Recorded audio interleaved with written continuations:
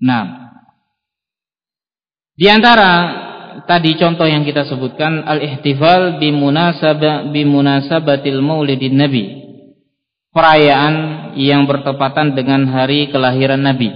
Nah, dengan hari kelahiran Nabi.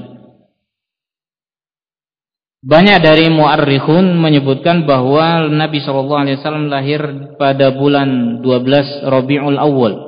Nah, sehingga mereka menjadikan tanggal 12 Rabiul Awal dijadikan sebagai hari perayaan tentang hari perayaan kelahiran Nabi yang disebut dengan Maulidin Nabi, hari kelahiran Nabi.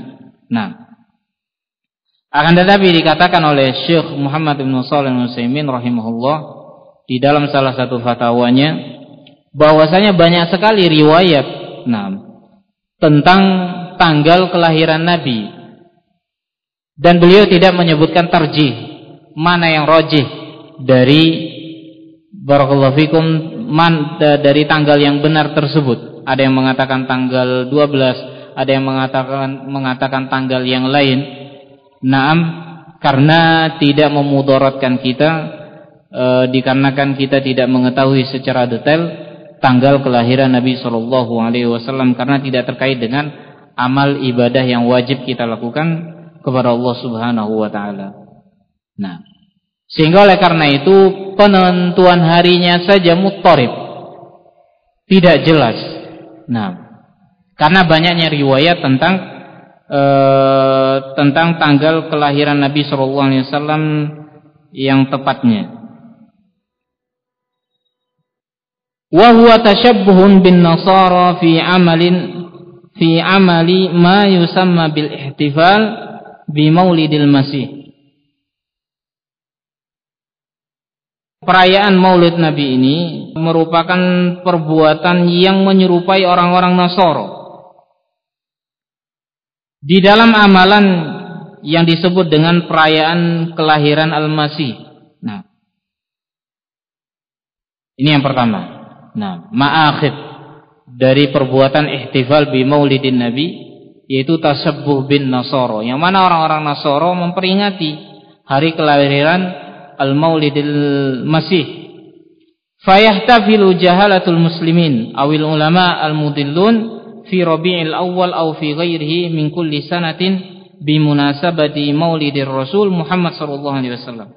Sehingga oleh karena itu orang-orang bodoh dari kalangan kaum muslimin merayakan, dan juga para ulama yang menyesatkan merayakan pada bulan Rabiul Awal ataupun bulan yang lainnya pada setiap tahun yang bertepatan dengan hari kelahiran Nabi Muhammad SAW. Mereka merayakan Mauludin Nabi. Nah, faminhum man yuqimu hadzal ihtifala fil masajid wa minhum man yuqimuhu fil buyut awil amkinati al mu'iddah lidzalik. Di antara mereka ada yang merayakan ihtifal tersebut di masjid-masjid. Di antara mereka ada yang merayakannya di rumah-rumah. Dan di antara mereka ada yang merayakannya di tempat-tempat yang disiapkan untuk perayaan-perayaan tersebut.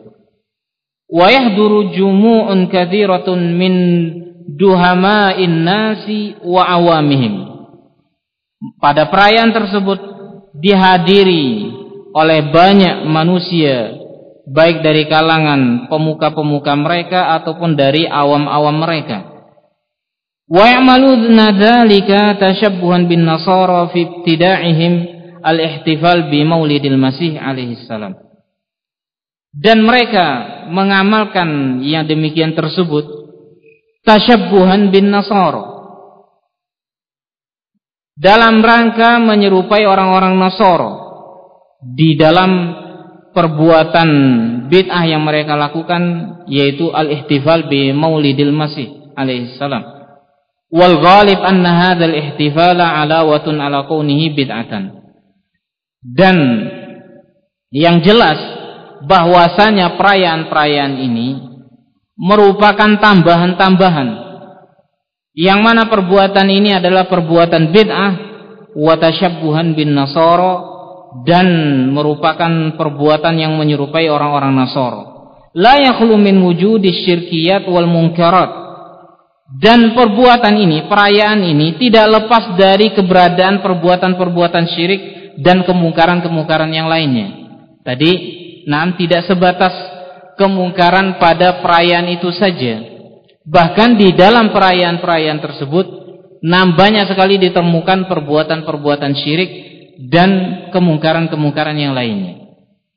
Bahkan di antara mereka, pada perayaan-perayaan tersebut, pada waktu tertentu mereka mengatakan hadar, hadar, hadar. Nabi Muhammad telah hadir. Nabi Muhammad telah hadir. Sehingga mereka begitu khidmatnya, heningnya, menghayati, barakallahu fikum, bahwa Nabi Muhammad SAW hadir di tengah-tengah mereka ketika mereka merayakan Maulud Nabi. Hadza safaha. Ini merupakan sebuah kedunguan wal iyadu billah. Ka insyadil qasaid allati fiha al-ghulu fi haqqir rasul ila darajati du'aihi min dunillah. Di antara kemungkarannya tersebut yaitu mereka membacakan qasidah-qasidah syair-syair yang tidak lepas dari sikap gulu. Padanya ada sikap gulu tentang hak Rasul, sampai pada derajat dia berdoa kepada Rasul, berdoa kepada selain Allah Subhanahu wa taala, meminta kepada Rasul, berdoa walaupun beliau seorang Rasul.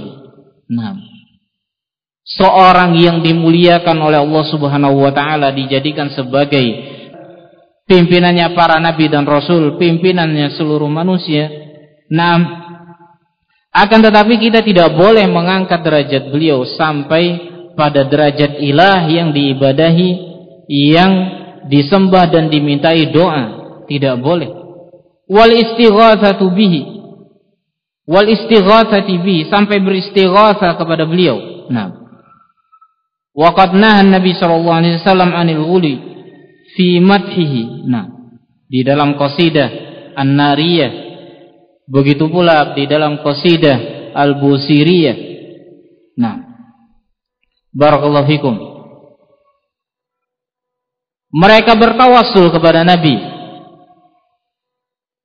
Mereka bertawassul kepada Nabi Muhammad sallallahu alaihi wasallam di dalam qasidah Nariyah. Mereka bertawassul. Di antara bait syairnya mereka bertawassul dengan Nabi, yang mana dengan tawassul tersebut bisa melepaskan segala belenggu-belenggu wal iyadu billah. Dan juga di dalam qasidah Busiriyah, secara terang dan jelas dia memohon dan berlindung kepada Nabi Muhammad sallallahu alaihi wasallam. Maliman aludzu bihi siwaka, tidak ada tempat bagiku berlindung kecuali kepadamu. Kecuali kepadamu, wahai Muhammad. Dan banyak sekali kemungkaran-kemungkaran, terutama sikap hulu di dalam peringatan kepada Nabi Muhammad SAW. Ahlus sunnati wal jamaah bukanlah orang-orang yang benci kepada Nabi. Mereka tidak mengadakan peringatan Nabi, bukan dikarenakan benci kepada Nabi Muhammad. Bukan mereka adalah orang-orang yang anti untuk berselawat kepada Nabi. Ahlus sunnah wal jamaah meyakini bahwasanya selawat kepada Nabi merupakan amalan yang besar, amalan yang mulia, yang tentunya seorang muslim siapa saja harus bersemangat di dalam berselawat kepada Nabi.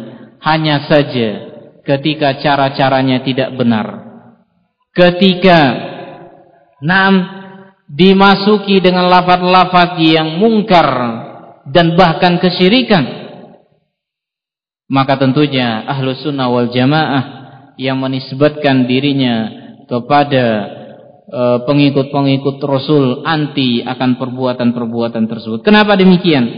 Karena Nabi SAW melarang kita. Wa qad nahan Nabi SAW 'anil ghulu fi madhihi. Nabi sendiri telah melarang kita untuk bersikap gulu di dalam memuji beliau. Di antaranya beliau mengatakan, la tutruni kama atratin nasara ibna Maryam innama ana abdun faqulu abdullahi wa rasuluh. Janganlah kalian mengangkat atau memuji-mujiku berlebih-lebihan sebagaimana yang dilakukan oleh Nasara kepada Isa ibnu Maryam. Saya ini seorang hamba. Perhatikan kalimat innama ana abdun, saya ini hanyalah seorang hamba. Sehingga oleh karena itu tidak layak dan tidak berhak derajat beliau atau posisi beliau ditempatkan melebihi sebagai seorang hamba. Nah, beliau memiliki kelebihan. Kita meyakini kelebihan beliau sebagai seorang nabi, sebagai seorang rasul, sebagai seorang yang menyampaikan wahyu. Naam, sebagai perantara antara kita dengan Allah Azza wa Jalla. Akan tetapi kita tidak boleh mengangkat derajat beliau sampai pada derajat ilah. Sehingga oleh karena itu Nabi mengatakan faqulu, maka katakanlah Abdullahi wa rasuluhu, saya ini adalah hamba Allah dan utusannya. Hamba Allah, seorang hamba Allah. Kalimat Abdullah wa rasuluhu, dan padanya terdapat bantahan terhadap dua kelompok.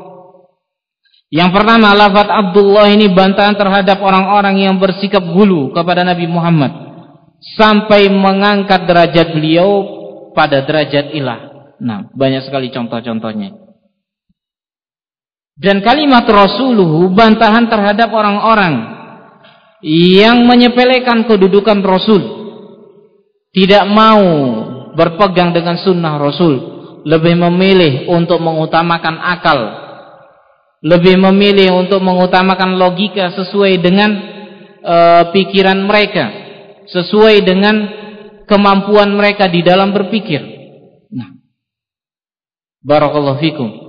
Maka Ahlussunnah wal Jamaah mengatakan bahwa beliau adalah seorang hamba yang tidak boleh untuk diibadahi. Akan tetapi beliau adalah seorang rasul yang tidak boleh didustakan, yang wajib untuk kita ikuti dan kita percayai segala ucapan-ucapannya. Wa qad yashabu hadzal ihtifal ikhtilatun bainar rijali wan nisa' wa fasadil akhlaqi wa zuhuril muskirat wa ghairi dzalik. Nah, dan perayaan ihtifal ini, Mauludin Nabi, juga bersamaan dengan itu terjadi perbuatan-perbuatan yang menyelisih syariat. Di antaranya adalah seperti yang kita katakan tadi, hulu. Kemudian berikutnya adalah ikhtilat, bercampur baurnya antara pria dan wanita dalam satu ruangan. Nah, bercampur baurnya pria dan wanita dalam satu ruangan, sehingga oleh karena itu tidak aman dari fitnah. Tidak aman dari fitnah. Wa fasadil akhlaq, dan rusaknya akhlak. Wa zuhuril muskirat wa ghairi dzalik, dan juga banyak sekali kemungkaran-kemungkaran yang lainnya. Nah, ikhwani fiddin rahimani rahimakumullah, mereka ahlul dhalal yang barakallahu fikum merayakan perayaan-perayaan ini selalu mencari pembenaran akan perbuatan mereka. Ini kebiasaan mereka. Mereka beramal dulu baru mencari dalil. Baru mencari dalil untuk pembenaran. Akan tetapi Ahlussunnah wal Jamaah mereka berpedoman dulu, cari dalil dulu, ilmu dulu yang dicari. Setelah tahu bahwa ini ada landasannya, bahwa ini adalah ada sunnahnya, bahwa ini pernah diamalkan oleh Rasul. Nah, maka baru setelah itu mereka beramal dan mengamalkannya. Nah, dan kita tidak boleh beramal dulu baru mencari dalilnya. Sehingga oleh karena itu dikatakan oleh Syekh Muhammad bin Abdul Wahhab di dalam salah satu usul yang dikaji di sini setiap bersama ustaz kita. Naam, disebutkan al-ilmu qabla al-qawli wal amal. Fa'lam annahu la ilaha illallah. Bahwasanya ilmu itu sebelum berucap dan sebelum beramal. Ilmu dulu. Baru setelah itu berucap dan baru setelah itu beramal. Nah, beliau berdalilkan dengan ayat fa'lam annahu la ilaha illallah wastaghfir li dzambik. Ketahuilah, berilmulah bahwasanya tiada ilah yang berhak untuk diibadahi kecuali Allah. Wastaghfir li dzambik. Diperintahkan untuk berilmu, mencari ilmu. Baru setelah itu kita beramal. Nah, fabada bil ilmi qabla al-qauli wal amal.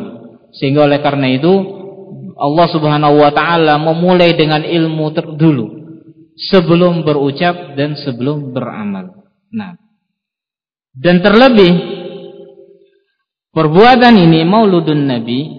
Nah, kalau kita baca sejarah-sejarah mulai dari sejarah Nabi Muhammad SAW, para khulafa ar-rasyidun Abu Bakar, Umar, Utsman dan Ali, dan juga para tabi'in setelah mereka. Pada qurun al-mufaddalah, abad-abad yang mulia, masa-masa yang mulia, generasi-generasi yang mulia, zaman generasi sahabat, generasi tabi'in dan generasi atba'ut tabi'in. Al-qurun al-mufaddalah. Tidak disebutkan riwayat bahwa ada di antara mereka ada perayaan Maulud Nabi. Tidak ada.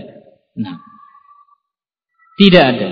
Baca kitab sejarah yang disebutkan oleh Az-Zahabi dan juga yang sejarah yang disebutkan Ibnu Katsir di dalam Bidayah wan Nihayah, dan juga tarikh-tarikh dari ulama yang lainnya. Tidak ada. Padahal generasi mereka ini disebutkan oleh Nabi sallallahu alaihi wasallam, khairul quruni qarni, tsummal ladzina yalunahum, tsummal ladzina yalunahum. Sebaik-baik generasi adalah generasiku. Orang-orang yang pernah melihat Nabi, pernah hidup sezaman dengan Nabi. Tsummal ladzina yalunahum. Kemudian generasi setelah mereka, yaitu orang-orang yang pernah hidup sezaman dengan para sahabat Nabi, pernah melihat walaupun hanya seorang dari sahabat Nabi, mereka dikenal dengan tabi'in. Kemudian tsummal ladzina yalunahum. Kemudian generasi setelahnya yaitu atba'ut tabi'in, orang-orang yang hidup sezaman dengan para tabi'in, walaupun dia hanya berjumpa dengan satu orang tabi'in saja, dan dia tidak pernah berjumpa dengan seorang dari sahabat pun. Ini generasi atba'ut tabi'in. Pada generasi mereka tidak ada riwayat yang menyebutkan bahwa mereka merayakan Maulud Nabi. Jangan ditanya bahwa mereka itu tidak cinta dan tidak sayang kepada Nabi. Jangan ditanya apakah mereka itu sayang dan cinta kepada Nabi. Tentu jawabannya itu mereka sangat cinta dan sangat sayang kepada Nabi Muhammad SAW. Apa saja mereka korbankan demi mencintai Rasulullah SAW. Mereka bersemangat di dalam mendekatkan diri kepada Allah.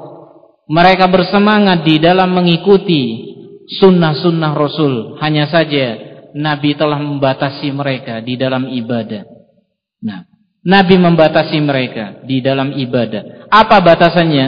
Yaitu mereka beramal sesuai dengan apa yang dicontohkan, disunnahkan oleh Rasul, dan mereka dilarang untuk beramal dengan cara-cara yang tidak pernah diamalkan oleh Rasulullah SAW. Sehingga oleh karena itu mereka tidak berani lancang untuk berbuat sesuatu yang tidak pernah diamalkan oleh Rasulullah dan juga tidak pernah diamalkan oleh para sahabat Nabi SAW. Telah meninggal paman Rasul, Hamzah bin Abdul Muttalib, orang yang sangat disayangi oleh beliau. Meninggal pada zaman Rasul sepupu beliau, Ja'far bin Abi Thalib, yang dikatakan memiliki dua sayap, yang memiliki dua sayap di surga. Dikarenakan beliau terbunuh di dalam perang Mu'tah dalam keadaan dua tangannya putus, kiri dan kanannya, sehingga Allah mengganti di akhirat dengan dua sayap di surga. Barakallahu fikum. Meninggal. Tidak ada perayaan-perayaan dari Nabi memperingati kelahiran mereka, dan juga tidak ada peringatan tentang kematian mereka. Wallahu taala alam bissawab. Sampai di sini kajian kita pada malam hari ini. Insyaallah akan kita lanjutkan fi liqa'il ati. Wassallallahu ala nabiyina Muhammad wa ala alihi wasallam.